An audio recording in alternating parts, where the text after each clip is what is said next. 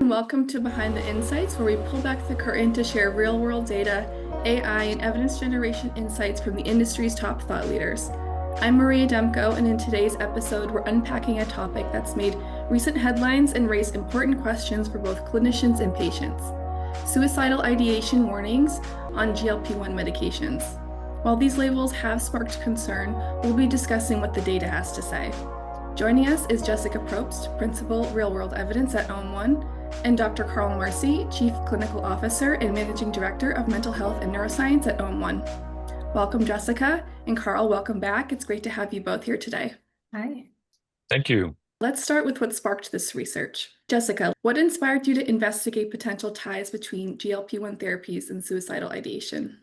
Sure. So the labels of GLP-1s used to treat obesity include a warning for suicidal ideation, but when these same GLP-1s are used to treat type 2 diabetes, the warning indicates that suicidal ideation was previously observed in trials for other weight loss medications, but these were trials of drugs in entirely different medication classes. So the goal of this research was to explore whether real-world data supports these differing labels. The study utilized advanced natural language processing, or NLP, on unstructured electronic health record data. Can you walk us through how you identified instances of suicidal ideation in such large-scale real-world data? Sure. The NLP model identified mentions of suicidal ideation in patients' clinical notes. Based on the surrounding context, these mentions were categorized as either affirmations or negations of suicidal ideation. A subset of the resulting data were then validated by subject matter experts to ensure model performance. Identification of negations is important to emphasize because standard methods of analyzing healthcare claims often rely on structured diagnosis codes, which can only capture affirmations. So our NLP-based approach allowed us to generate evidence beyond what's possible with just claims alone. What were the key findings and results from this research? The study assessed suicidal ideation in the year before and after patients started treatment with a GLP-1 for either obesity or type 2 diabetes so that we could compare these populations to each other. Our main findings were that there was not a significant difference in the prevalence of suicidal ideation before and after treatment.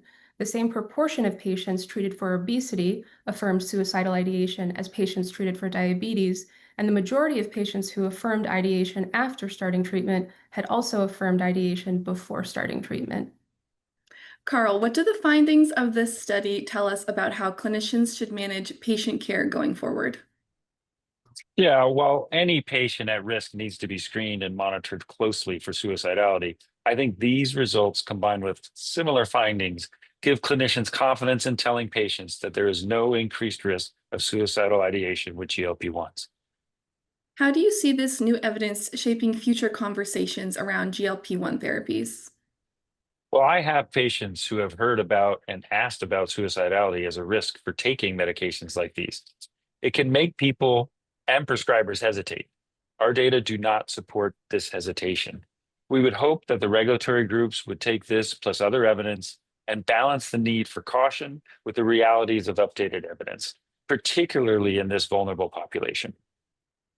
Great. Thank you both so much for sharing your insights with us today.